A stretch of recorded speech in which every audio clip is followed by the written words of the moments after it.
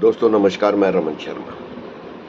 Vote चोरी के ऊपर देश भर में बवाल मचा हुआ है और खासकर अंधभक्तों, संघ के कार्यकर्ता, प्रचारक, भारतीय जनता पार्टी के मंत्री, विधायक, एमपी और सबसे ऊपर हमारा प्यारा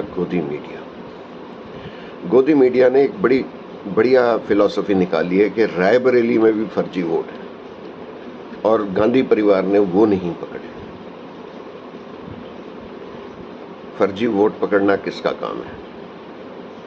सबसे पहले चुनाव आयोग का, उसके बाद स्थानीय प्रशासन का, उसके बाद सरकार का,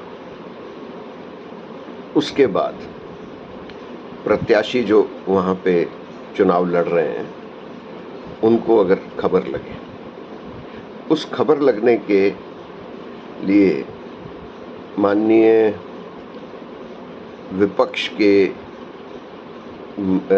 जो विधायक और सांसद हैं उन्होंने डिजिटल लिस्ट मांगी थी, डिजिटल वोटर लिस्ट, जो चुनाव आयोग ने नहीं दी। एक शून्य मकान नंबर पर गोदी मीडिया और कुछ बड़बोले जो जिनको ज्ञान नहीं है, वो सिर्फ कॉपी करते हैं जो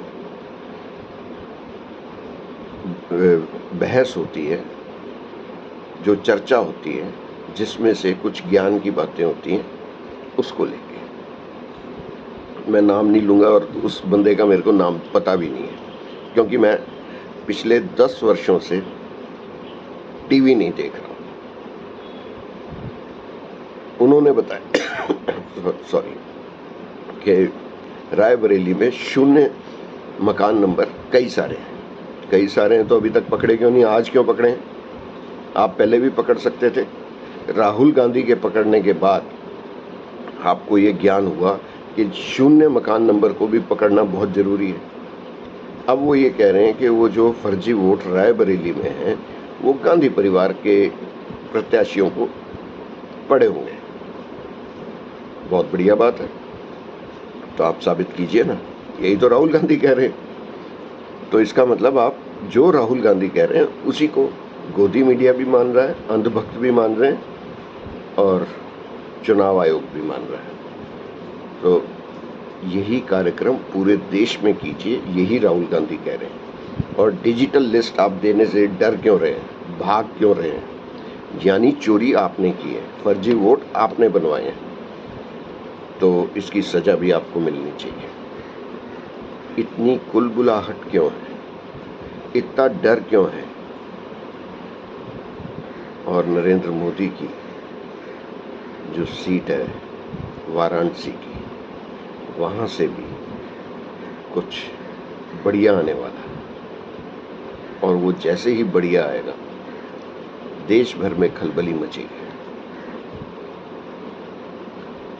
अब ये तो साबित हो गया देश में फर्जी वोटर हैं, फर्जी रजिस्ट्रेशन भी हो रखी है, यानी आधार कार्ड भी फर्जी तरीके से बने हुए हैं। ये किसने बनाया? वही जो उछल कूद करके नरेंद्र मोदी बोलते हैं वही तो है। तो आप उनको पकड़िए, जेल में डालिए, देश को अपराध मुक्त बनाइए। नमस्कार, धन्यवाद।